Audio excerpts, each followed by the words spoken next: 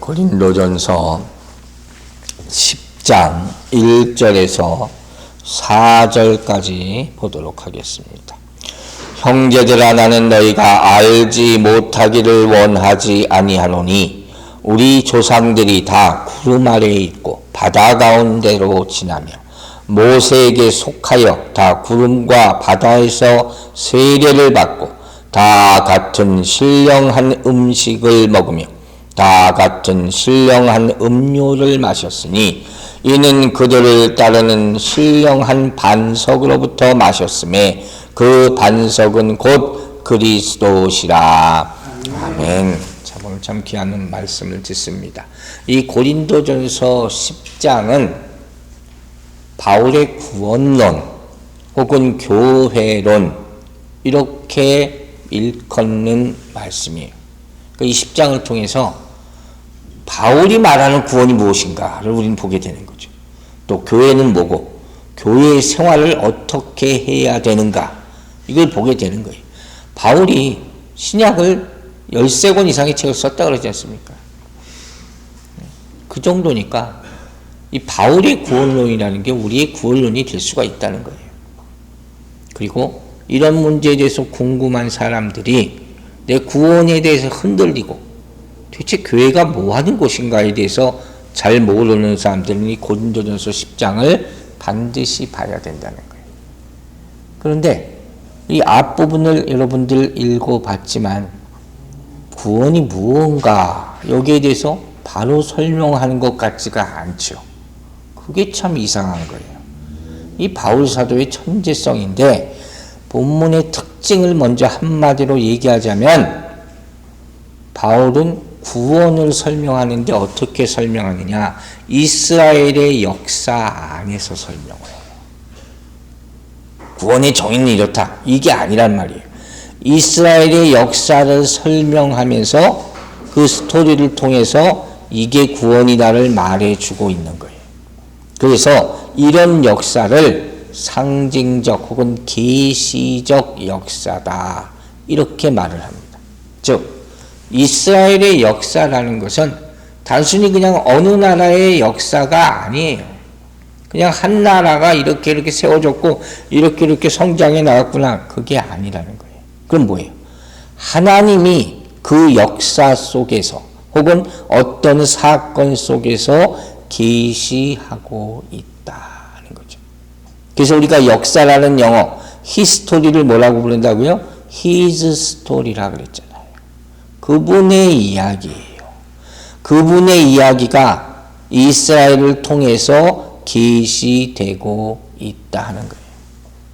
즉 어떤 사건, 어느 나라에 있었던 사건은 언제 어느 장소에서 있었다 이렇게 설명되는데 이스라엘에서 일어나는 사건은 한시적인 게 아니에요. 이건 영원성을 가지고 있다는 거예요. 그리고 우주적이다. 그 나라에만 국한된 것이 아니라. 그러니까 지금 오늘날 우리가 읽으면서도 이 말씀을 믿을 수가 있다. 이게 놀라운 일이죠. 자, 그래서 6절에 이런 말씀이 먼저 나와요. 고린도전서 10장 6절. 이러한 일은 우리의 본보기가 되어 우리로 하여금 그들이 악을 즐겨한 것 같이 즐겨하는 자가 되지 않게 하려 함이니. 무슨 말씀이에요? 이러한 일이 앞에서 본 일이 우리에게 본보기, 다른 성경에는 거울이라고 되어 있거든요. 거울이 된다는 거예요. 그러니까 우선 이스라엘의 역사를 돌아보면서 우리가 배우라. 교훈을 얻어야 된다. 이걸 잊지 말라는 거예요. 자, 그럼 이제 1절부터 보겠습니다. 고린도전서 10장 1절 말씀 다시 읽겠습니다. 형제들아, 나는 너희가 알지 못하기를 원하지 아니하노니. 알아야 된다는 거죠. 우리 조상들이 다 구름 아래에 있고 바다 가운데로 지나며. 여러분 이게 무슨 이야기를 얘기하는 건지 한번 생각해 보세요. 구름 아래에 있고 바다 가운데 지나며. 여러분 생각하고 계시고 앞으로 조금씩 설명할 거예요. 먼저 이 한글 성경에는 안 나오지만 10장 1절에 있는 이 형제들아 앞에는 왜냐하면이라는 접속사가 생략되어 있습니다. 한글 성경에 빠진 게 좀 있어요.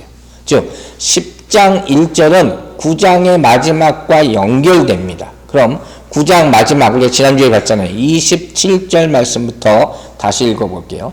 내가 내 몸을 쳐 복종하게 함은 내가 남에게 전파한 후에 자신이 도리어 버림을 당할까 두려워합니다. 그 있잖아요.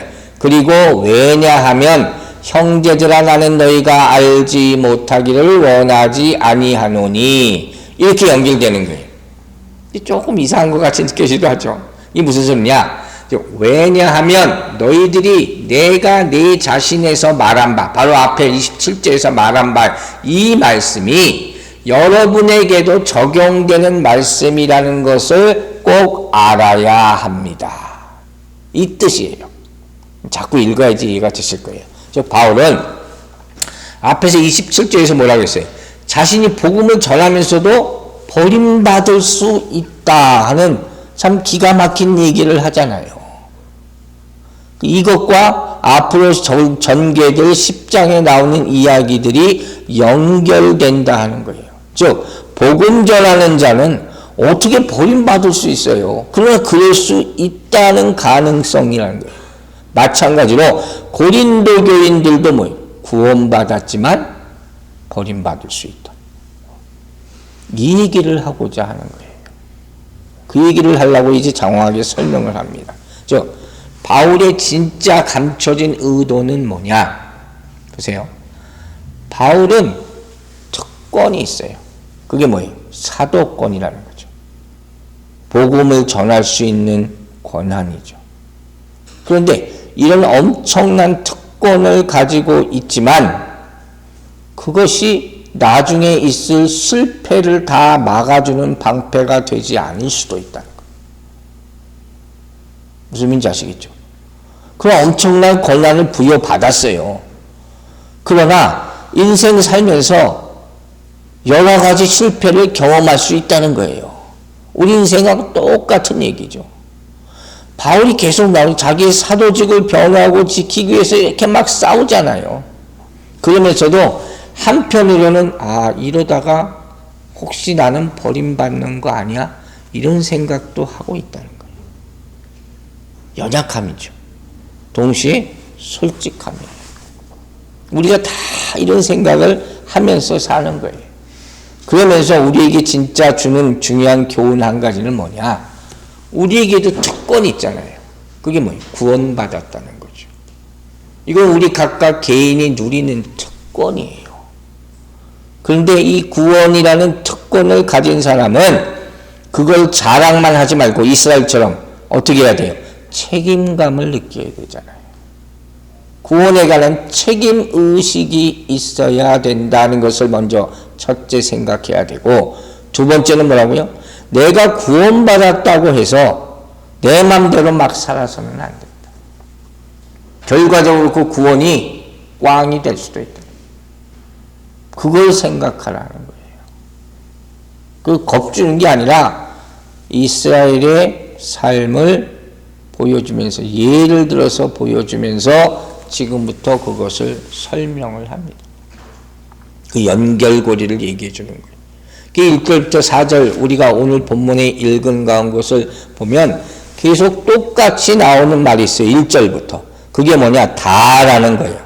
1절에도 다 구름 아래 있고, 또 2절에 나오죠. 다 신령한 음식을 먹으며, 3절에 나오죠. 또 다 신령한 음료를 마셨으니, 다 함께하는 거예요. 모두 하나님의 인도 가운데 있다는 거예요. 공동체. 여러분, 이스라엘이 구원받을 때 한 명도 빼놓지 않고 다 구원받았잖아요. 이게 사실 어마어마한 일이거든요. 그 많은 사람들이 다 홍해 바다를 건너고, 그게 가능한 일일까? 근데 하나님은 모든 사람을 한 사람도 빼놓지 않고 다 인도하시고 지도했다 하는 그것을 얘기해 주는 거예요. 그래서 이렇게 구약 성경을 인용을 해서 고린도 교인들에게 말해주는 거예요. 뭘 말해줘요? 이스라엘이 잘못한 것을 고린도 교인들이 반복할 수가 있다. 우리는 그걸 항상 생각하고 있어야 돼요. 그건 그때 얘기가 아니에요. 지금도 똑같이 벌어지고 있는 일이다. 그게 실감이 안 나는 거잖아요. 그래서 1절부터 뭐라고 표현하면 이런 말을 써요. 우리 조상들이, 그죠? 우리 조상들이 누굽니까? 이스라엘이죠. 우리는 누구예요? 고린도 교인들이에요. 이런 얘기예요. 이게 앞뒤가 안 맞는 것 같은 거예요. 이스라엘 백성, 이스라엘 사람들을 고린도 교회는 이방교회잖아요. 그 이방교회 성도들이 우리 조상이라고 불렸다는 거예요. 그럼 이게 앞뒤가 안 맞는 얘기 같죠? 이게 어떻게 가능할까요? 고린도 교회는 이방인 교회예요. 근데 이방 사람들이 유대인이 아니잖아요. 근데 이스라엘 사람들을 우리 조상들이라고 불렸단 말이에요. 이게 어떻게 가능할까요? 가능할 수 있는 한 가지 방법이 있어요. 그게 뭐냐? 바로 로마서 11장에서 설명하고 있는 내용. 자, 이 로마서 11장을 여러분 기억하시기를 이스라엘의 구원, 이방인의 구원을 딱 설명하는 게 로마서 11장이에요. 그 가운데 17절 봅니다. 또한 가지가 얼마나 꺾이었는데 돌감람나무인 내가 그들 중에 접붙임이 되어 참 감람나무 뿌리의 진액을 함께 받는 자가 되었은즉. 간단히 설명할게요. 여기서 돌감람나무와 참 감람나무가 나오죠. 돌감람나무는 누굴 가리킵니까? 이방인. 참 감람나무는 이스라엘. 이거만 아시면 돼요. 그러면 이게 무슨 소리예요? 자, 돌감람나무인 내가 이방이죠. 그들 중에 접붙임이 돼요. 참 감람나무에 접붙였다는 거예요. 그걸 아시잖아요. 그래서 거기에 영양분을 다 공급받아서 사는 거예요. 그죠? 그럼 이제 되죠. 이방인들은 이스라엘의 격가지예요. 아무리 그래도 구원을 받아도 격가지에 불과한 거예요. 하나님이 이스라엘을 먼저 구원하셨기 때문에. 그러나 이보다 더 중요한 얘기가 있어요. 격가지지만 붙여졌잖아요. 결국 한 나무다. 굉장히 중요한 신학적인 요점이죠. 그래서 이방인이라 할지라도 조상이 같다는 거예요. 지금 이걸 뭐라 그래요? 믿음의 조상. 이 믿음의 조상이에요. 그러니까 이스라엘 백성의 이야기가 이방인에도 불구하고 우리 조상의 얘기가 똑같이 될 수 있다는 거죠. 아브라함을 이스라엘의 조상 이렇게 부르지 않고 성경은 믿음의 조상 아브라함 이렇게 부르잖아요. 옛날에 한국 사람들이 꼭 이렇게 성경 비평하는 사람들이 이런 얘기를 질문을 했어요. 왜 우리나라 사람들이 한국 역사도 모르면서 예수 믿는 사람들이 이스라엘 역사를 공부하고 있느냐. 그 무식한 질문이에요. 왜 무식한 질문이냐. 이 사람들은 신앙적인 관계라는 전혀 생각 안 하는 거예요. 영적인 관계라는 걸 전혀 생각 안 하고 오로지 인종적인 혈통적인 관계만 생각하는 거예요. 이게 좁은 거예요. 좁은 거. 근데 성경은 뭐라 합니까? 아브라함은 모든 믿는 자들의 조상이다. 분명히 얘기하고 있어요. 로마서 4장 11절이에요. 그가 할례의 표를 받은 것은 무할례시 믿음으로 된 의를 인친 것이니 이는 무할례자로서 믿는 모든 자의 소상이 되어 그들도 의로 여기심을 얻게 하려 하십니다. 참 귀한 말씀이죠. 아브라함이 의롭다는 얻었을 때 할례 받지 않았었단 말이에요.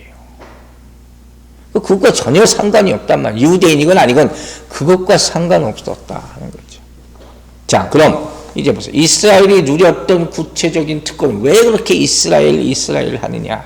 그걸 하나하나 바울이 설명하는 거예요. 첫째 뭐라고 나왔어요? 그들이 다 구름 안에 서 있고 바다 가운데로 지나며. 오늘 바다 가운데로 지났다부터 설명을 할게요. 자, 그들이 바다를 다 지났어요. 바다는 뭐겠어요? 홍해겠죠. 그들이 바다를 지났다. 이건 뭐라고 얘기합니까? 이스라엘이 홍해 바다를 걷는 것, 구원이죠. 그렇게 기억하시면 돼요.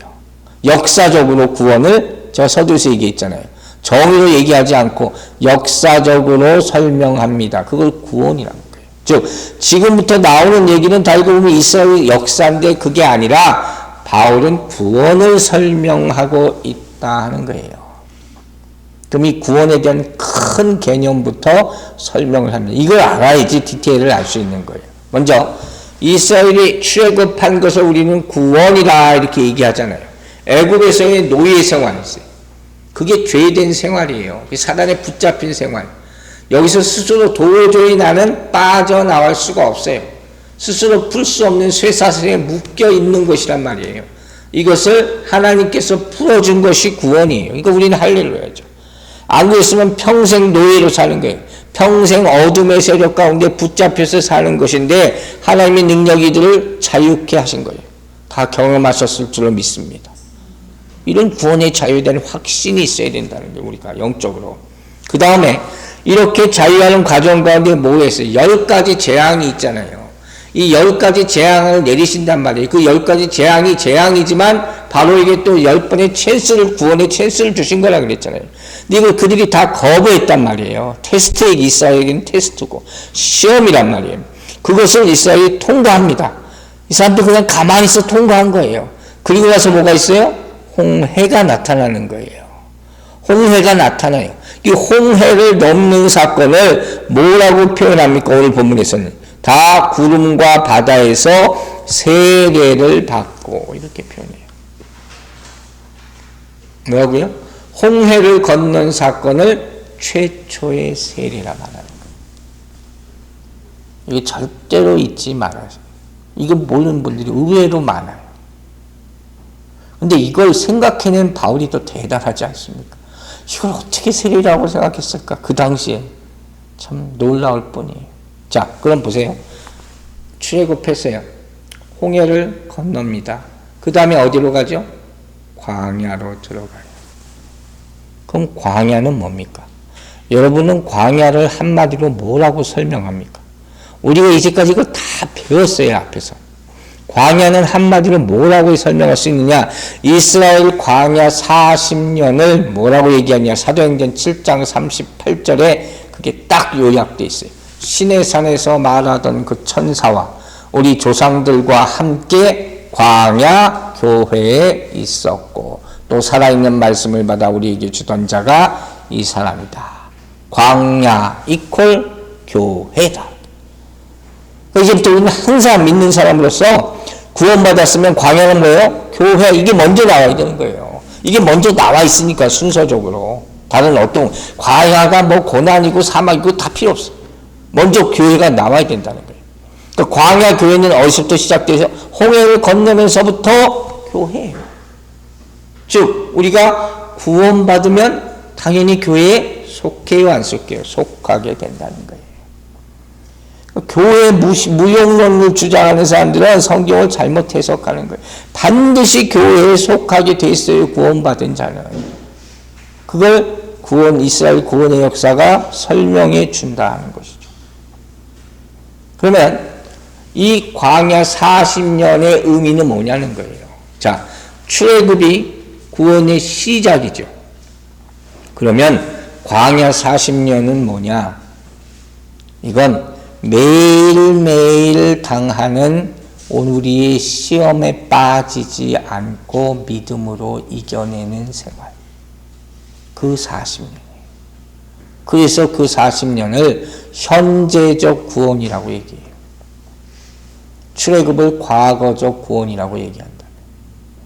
무슨 말인지 아시겠죠? 오늘 우리가 기도했잖아요. 매일마다 우리에게 닥치는 시험이 있습니다. 이걸 이겨내게 해주십시오. 이 기도가 필요해요, 여러분. 이 기도를 우리가 안 하기 때문에 자주 꼭 넘어지는 게 많단 말이에요. 그럼 역사적으로 다시 봐서 그 첫 시험이 이스라엘이 당한 첫 시험이 뭐였어요? 광야를 건너자마자 하나님이 첫 번째 주신 시험이 뭐였냐면 그게 만나였단 말이에요. 만나를 주신다고 그러죠. 먹나 안 먹나 그걸 보는 거예요. 출애굽기 16장 4절 봅니다. 그때 여호와께서 모세에게 이르시되 보라 내가 너희를 위하여 하늘에서 양식을 비같이 내리리니 백성이 나가서 일용할 것을 날마다 거둘 것이라. 만나죠.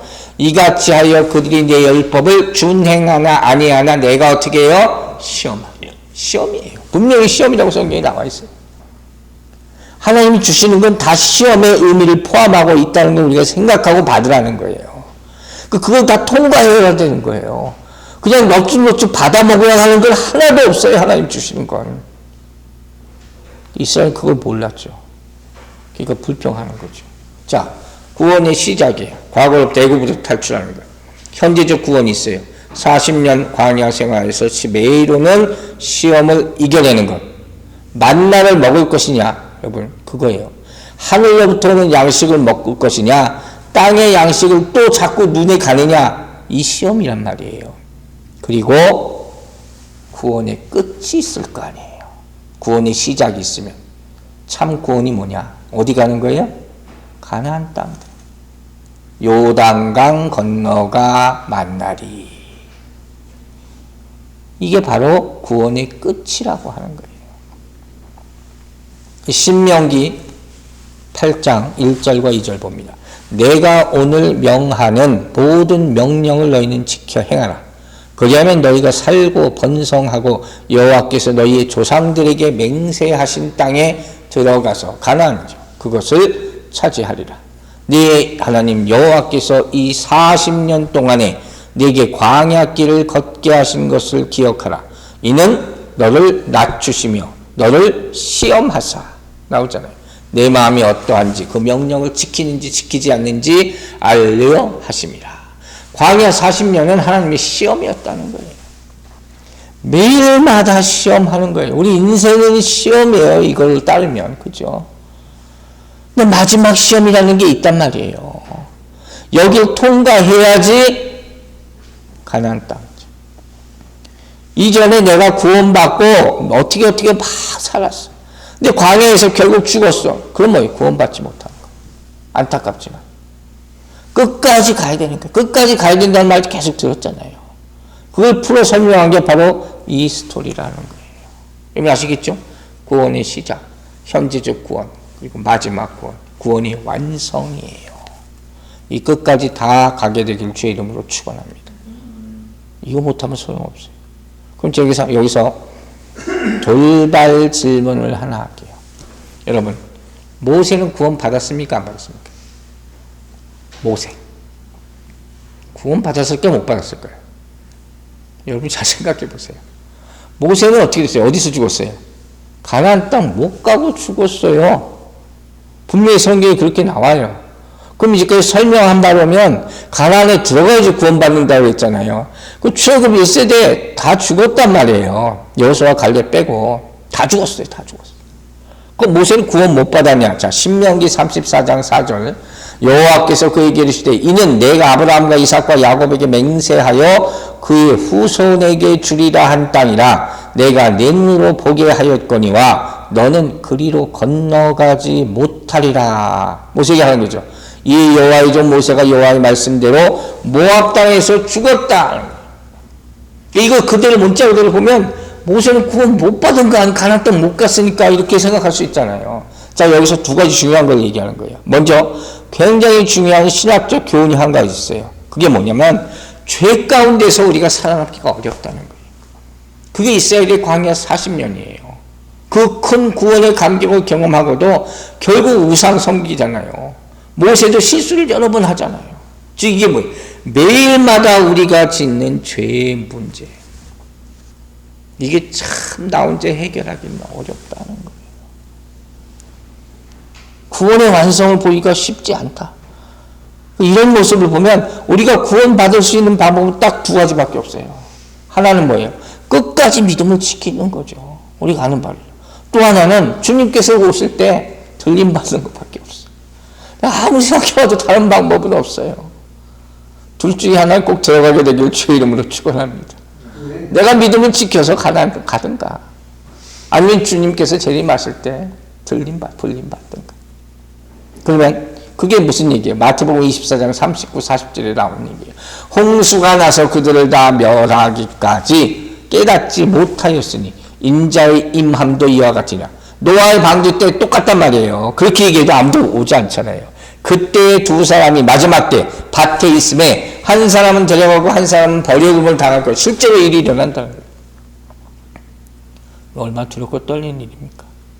자, 그럼 모세는 다시 돌아와서 모세는 구원 받았나 안 받았나? 우리가 분명히 얘기할 수 있는 건 이게 구원이라는 것은 이 땅에서 다른 땅으로 가는 게 아니라는 거죠. 구약의 말씀은 예표예요. 상징이에요. 가나안은 땅이지만 이것이 상징적으로 뭘 상징해요? 천국을 상징하는 것에 불과하다는 거예요. 구원은 이 땅에서 저 땅으로 옮겨가는 것이 아니고 뭐예요? 이 땅에서 하늘로 옮겨가는 거예요. 그걸 안 돼요. 그렇다면 하나님께서 모세를 구원해 주셨을 것이다. 우리 이렇게 믿는 거죠. 하나님의 종으로 신실하게 끝까지 그 일을 감당했으니까. 우리의 구원은 뭐가 구원받는 거예요? 영혼이 구원받는 거예요. 육신은 다 땅에 써. 없어지는 거. 그거 좋은데 무덤 만들어가지고 했다고. 다 소용없어. 다 소용없어. 그런 거 치장하고 좋은 무덤 그 다 쓸데없는 거예요. 자, 이렇게 보면 정리할게요. 아까도 얘기했지만 구원은 세 가지 차원으로 이루어지는 거예요. 첫 번째가 홍해를 넘는 내 과거로부터의 구원이죠. 마지막 내 가나안 땅을 건넌 요단강 건너는 종말론적 구원, 마지막 구원. 그리고 그 사이에 뭐가 있어요? 매일매일 당하는 시험에 빠지지 않고 믿음으로 이겨내는 현재적 구원이라는 게 있는 거예요. 과거적, 현재적, 종말론적. 이 세 가지 구원. 그 구원을 단순하게 보면 안 돼요. 그래서 바울 사도가 어느 때는 말하기를 구원에서 구원을 받았다, 얻었다 이렇게 표현하고 또 어느 때는 구원을 이루라. 미래형으로 이렇게 얘기해요. 구원을 이루라. 헷갈리지 마시라는 거예요. 그게 빌립보서 2장 12절에 나와요. 그러므로 나의 사랑하는 자들아 너희가 나 있을 때뿐만 아니라 더욱 지금 나 없을 때도 항상 복종하여 두렵고 떨림으로 너희 구원을 이루라. 끝까지 가야 된다는 거예요. 그걸 알아요. 자, 이제 그럼 다시 돌아와서 자세하게 하나하나 바울의 설명을 봅니다. 1절과 고린도서 10장 1절 2절 다시 한번 읽겠습니다. 형제들아 나는 너희가 알지 못하기를 원하지 아니하노니 우리 조상들이 다 구름 아래 있고 바다 가운데로 지나며 모세에게 속하여 다 구름과 바다에서 세례를 받고 그랬어요. 자, 이스라엘의 특권을 하나하나 설명합니다. 첫 번째가 바다 가운데를 지났다. 이제까지 얘기했죠. 구원에 대해서. 그 다음 두 번째 바다에서 세례를 받았다 했죠. 홍해를 건너는 것을 세례라고 부르는 거예요. 기억하고 계세요? 그럼 왜 이렇게 설명을 했을까요? 왜 홍해를 건넌 것을 세례라고 표현했을까? 자, 언어적인 의미부터 설명합니다. 세례라는 것을 여러분 들어봤을 거예요. 헬라 말로 밥티조라고 그래요. 이건 무슨 뜻이냐? 물에 잠근다는 거예요. 글자 그대로. 기억해 놓으시면 좋아요. 물에 푹 담근 거예요. 신학적으로 이걸 뭐라고 표현해요? 세례는 내 옛사람은 죽고 새로운 사람으로 살아난다. 세례는 가장 이것만 기억하셔도 돼요. 옛사람은 죽고 새 사람으로 다시 살아나는 거예요. 즉 침례교회 침례를 하잖아요. 그래서 그런 면은 침례교회가 좋다고 생각하거든요. 물에 집어넣어요. 완전히 물에 담근단 말이에요. 그 머리 갖고 물에 잠그면 어떻겠어요? 물에 한참 있으면 숨 막혀 죽을 것 같단 말이에요. 아, 난 이게 죽는구나. 그런 마음을 느낀다는 게 실제로 죽으라는 거예요. 그러다가 정말 그렇게까지 올려놔야지만 꼴깍꼴깍 할 때 다시 꺼내면 아이고 나 이제 살았다 되는 거잖아요. 말하자면 이거예요. 이게 가장 기본적인 세례의 원리가 되는 거예요. 이게 신용만 하지 말고 장로교는 우리 이렇게 물 뿌리잖아요. 그 정도 가지고는 세례의 의미를 느끼지 못한다는 것이죠. 침례 받지 않은 분들 대부분 침례를 안 받으셨을 거 아니에요. 실감을 못 느낀단 말이에요. 이걸 지금 어떻게 설명해야 될지 참 쉽지가 않은 거예요. 이스라엘을 생각하면서 제가 한번 이렇게 얘기를 해보려고 그래요. 자, 이스라엘이 출애굽을 합니다. 10가지 시험을 다 거치고 나서 그때 홍해를 건너가잖아요. 정신없이 건너가는 거예요. 그럼 몸이 어떻게 된다 했어요? 홍해 바다가 갈라졌어요. 그리고 벽같이 됐다고 영화에 그렇게 나와 있어요. 성경이 그렇게 설명해서 벽같이 그럼 상상을 해보세요. 벽같이 갈라지는데 그 사이를 지나가는 거예요. 여러분 어떨 것 같아요? 이거 얼마나 두렵고 떨리고 마음 졸리고 그런 상황에 막 물을 튀고 막 그랬을 거 아닙니까? 아무리 벽같이 돼도. 그 홍해가 아무리 이 폭이 좁다고 쳐도. 이러다 다시 물이 들어오면 어떡하나. 막 그런 긴장감 속에 건너는 거예요. 그리고 딱 건넜어. 그러면 무슨 말이 먼저 나올 것 같아요? 저는 그냥 할렐루야 나올 것 같아요. 어쨌든 간에. 그 어마어마한 감격 가운데 있는 거예요. 그럼 그 순간에는 누구라도 저는 이렇게 생각해요. 쉽게 마음만이라도 이제는 애굽 나 뒤도 안 돌아봐. 그 마음이 안 들겠어요? 그 순간만 놓고 간다면.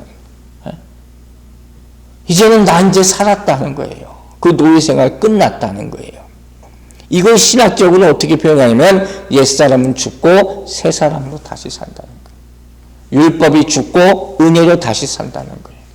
육체는 죽고 영으로 다시 산다는 거예요. 이게 구원이죠.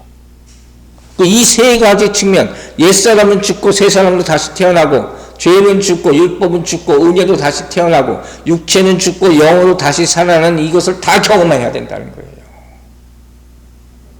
그 아무 생각 없이 그냥 지나간다고 구원받은 것이 아니라는 거예요. 그 확신이 있는 사람은 나중에 어떤 유혹이 와도 어떤 나쁜 상황이 와도 내가 이런 상황을 거쳤기 때문에 나는 꿈쩍도 안 해, 이렇게 얘기할 수 있다는 거죠. 예를 하나 들어볼게요. 성 아우구스티누스라는 유명한 성자가 옛날에 있었어요. 굉장히 유명한 사람이에요. 이 사람이 성인으로 추앙받기 전까지 굉장히 방탕한 생활을 오래 했던 사람이에요. 10년이 넘게.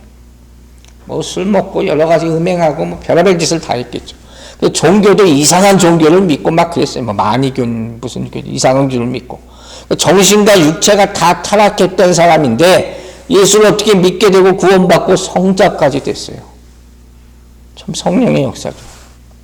그러고 살다가 변해서 살다가 어쩌다가 옛날 살던 곳을 지나가니까 자기가 잘 다니는 술집이 쭉 있는 그 거리를 지나가게 됐단 말이에요. 그러니까 저 동네 그 사람들이 다 몰려와서 이거 오래간만이네. 어디 갔다 왔어? 죽었다 살아갔냐? 그리고 막 반겨주는 거예요. 오래간만에 만났어요. 또 한잔 합시다. 막 그러는 거예요. 이 사람이 어떻게 쓸 것 같아요? 거기 눈을 딱 감고 그 거리를 지나갑니다. 그러면서 속으로 얘기해요. 당신들 사람 잘못 봤습니다. 옛날 나는 죽었어. 이렇게 선포를 하는 거예요. 난 죽었다. 이거예요. 옛날에 나는 죽었다. 죽었다는 건 뭐예요? 생명력이 없는 거예요. 전혀 무슨 힘을 발휘를 못하는 거예요. 또 이건 뭐예요? 인연을 끊었다는 거예요. 과거에 연결됐던 나쁜 습성을 가지고 있던 연결된 건 다 끊어버렸다는 거예요. 과거로부터 완전히 단절되었다. 이 얘기를 하고 있는 거예요. 이거 진짜 성자로서 계속 사는 거죠. 이게 구원받은 사람의 모습이에요. 이게 세례받은 사람의 모습이란 말이에요. 여러분 생각해 보세요. 아무리 이 세상에서 유명하고 귀하고 뭐 돈이 많고 그런 사람들 죽으면 끝나는 거예요. 그리고 죽으면 다 땅에 묻히는 거예요. 완전히 땅에 매장됩니다. 누구든지 다 매장됩니다. 그죠? 그 뚜껑 덮는 거예요. 관뚜껑 덮는 거예요. 이게 세례예요. 이렇게까지 생각을 하란 말이에요. 끝! 그리고 이제는 새로운 은혜 안에서 새 사람으로 시작하는 생활의 시초가 어디예요? 거기가 광야란 말이에요. 그 광야가 뭐라고요? 교회라는 거예요. 교회는 예수 믿고 세례 받은 사람들의 모임이에요. 물론 다 오죠. 그러나 진짜 교회의 의미는 바로 그거예요. 교회의 의미가 너무 퇴색됐어요. 이게 진짜 예수 믿는다는 거예요. 우리가 이 의미로 살아가야지 교인이고 성도. 구원받은 성도, 세례받은 성도. 마지막으로 하나만 오늘 덧붙여서 얘기할게요. 한 가지 덧붙일 건 뭐냐? 이 모든 일, 구원받고 세례받고 홍해바다 지난 이 모든 일이 인간의 힘으로 절대 되는 것이 아니다. 그죠? 그게 기적. 이걸 기적이라고 얘기하는 거예요. 이스라엘이 홍해 걷는 거 기적이잖아요. 기적이에요. 이런 기적을 봐야지 사람들은 감격한단 말이에요. 그리고 그 순간 과거 노예 생활 430년 한 거 싹 잊어버려요. 참 인간들은 놀라워. 그렇게 기뻐하다가 금방 또 슬퍼하고, 금방 슬퍼하다가 금방 기뻐하고. 그게 인간의 연약함일 수도 있어요. 그러나 어쨌든 그 구원받은 그 순간만큼, 홍해를 건넌 그 순간만큼은 누구도 다시 애굽으로 돌아가겠다 생각 안 했을 거예요.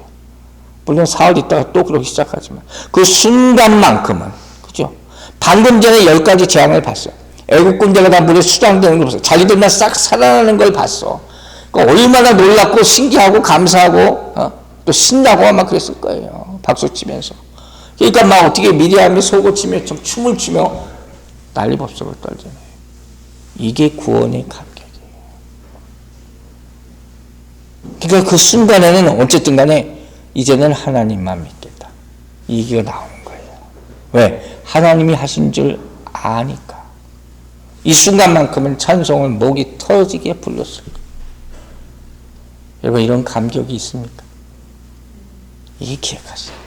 이게 기억하세요. 제가 권면합니다. 여러분, 한 분 한 분이 그런 감격을 가지고 예배에 임할 때 예배가 살아나게 될 줄 믿습니다. 우리는 매일 살아있는 예배를 드릴 수 있는 거예요.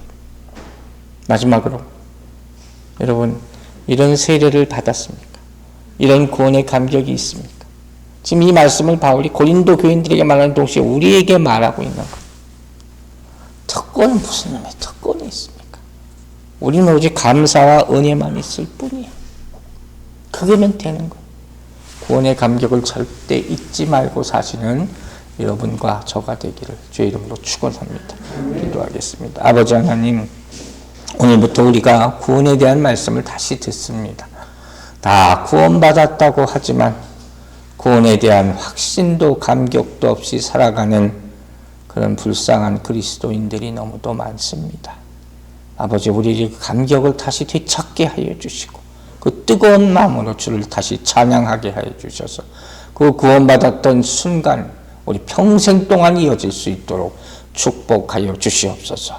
또한 아직 구원받지 못한 사람들을 불쌍히 여기셔서 구원의 길을 인도하여 주시고 그 영혼이 아직도 갈급함을 잃어버리고 정말 사단의 유혹 가운데 항상 흔들리는 그 불쌍한 성도들을 온전한 믿음, 확실한 믿음 가질 수 있도록 도와주시옵소서. 그의 이제 구원의 시작, 그리고 구원의 여정을 걷고 있는 모든 이들에게 마지막 구원, 요단강 건너서 주를 만나는 그 순간까지 믿음을 지킬 수 있도록 도와주시옵소서. 감사드리며 예수 그리스도의 이름으로 기도했습니다. 아멘.